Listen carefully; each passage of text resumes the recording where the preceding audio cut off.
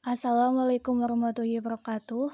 Kami dari kelompok 4 yang beranggotakan Khairunisah, Hikmatun Mutmainah, Alwi Saputra, Raffi Gamkama, dan Afkar Gunandi yang akan mempresentasikan tentang pengendalian pada perusahaan agribisnis PT Sentral Pertiwi Bahari.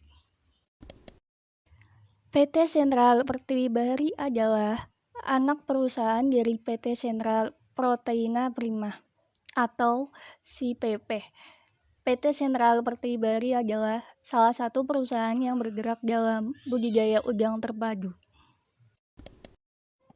Lalu, perusahaan ini didirikan pada tanggal 8 Juni 1994 dengan nama PT Sentral Pertiwi Bratesan, tetapi akhirnya berganti nama menjadi PT Pertiwi Bahari Tengah. Perusahaan yang memiliki sekitar 4.000 karyawan terletak di Tulang Bawang, Lampung. Perusahaan ini merupakan perusahaan yang memiliki tambak terbesar di Indonesia dan menyatu vertikal mulai dari indukan udang, pembesaran benur, budidaya udang, pabrik pakan udang, proses pemasukan, pembekuan, dan peningkatan udang meningkat. Kemudian, kontrol atau pengendalian adalah salah satu fungsi manajemen dalam bentuk melakukan penilaian. Jika perlu, membuat koreksi sehingga apa yang dilakukan oleh bawahan dapat diarahkan ke jalan yang benar. Pengendalian ini tidak hanya untuk menemukan kesalahan, tetapi mencoba untuk menghindari kesalahan dan memperbaiki jika ada kesalahan. Jadi, pengendalian dilakukan sebelum proses, selama proses, dan setelah proses, yaitu sampai hasil akhir diketahui. Dengan mengendalikannya diharapkan penggunaan elemen manajemen yang efektif dan efisien. Nah, selanjutnya ada studi kasus. Pada tanggal 12 Maret 2013, terjadi bentrokan antara petani plasma Forum Silaturahmi dengan karyawan plasma yang sedang bertugas patroli di PLO dan Pos Ronda FPD. Kedua kubu yang saling bertentangan memang memiliki sikap yang berbeda terhadap perusahaan sejak bulan Desember 2012. Sentral Pertiwi Bahari inilah yang menjadi salah satu alasan penurunan produksi. Pengendalian dilakukan oleh perusahaan dengan tujuan mengoreksi penyimpangan yang terjadi, yaitu tidak hanya pengendalian internal, tetapi juga pengendalian eksternal dalam menghadapi bentrokan tersebut.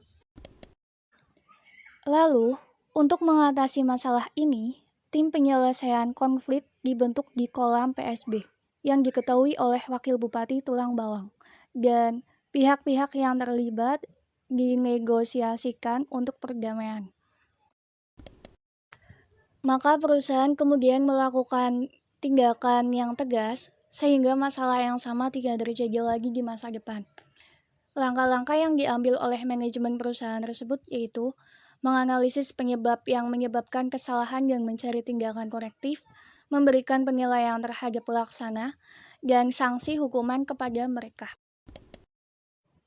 Penyebab penurunan produksi karena hasutan yang dilakukan oleh Forsil kepada petani. Kemudian ditindaklanjuti oleh pihak manajemen dengan melakukan pengendalian internal dan pengendalian formal yang dilakukan oleh atasan kepada para petambak. Kemudian, manajemen terus melakukan kontrol rutin selama proses produksi. Pengendalian yang dilakukan oleh perusahaan menggunakan alat-alat pengendalian berupa budget maupun non-budget. Pengendalian dengan alat-alat non-budget yang dilakukan oleh perusahaan CPB ini yaitu personal observation, report, financial statement, statistik, dan internal audit. Jenis-jenis pengendalian yang dilakukan oleh perusahaan dalam rangka meningkatkan produksi udang diantaranya yaitu pengendalian karyawan, pengendalian produksi, pengendalian waktu, dan pengendalian teknik. Nah, dari sini dapat kita simpulkan bahwa proses pengendalian oleh manajemen dapat mengatasi masalah yang ada di perusahaan termasuk masalah produksi perusahaan Pertiwi Bahari Tengah yang telah melakukan proses kontrol yang ketat sejak konflik antara pro dan kontra. Sekali lagi, terima kasih kepada teman-teman yang sudah bersedia meluangkan waktunya untuk menyimak presentasi kami. Apabila ada pertanyaan, kritik maupun saran, kami tunggu sekecil apapun itu bentuknya, karena dapat menjadi bahan evaluasi kami ke depannya. Apabila ada kesalahan dalam pengucapan, mohon dimaafkan. Sekian, wassalamualaikum warahmatullahi wabarakatuh.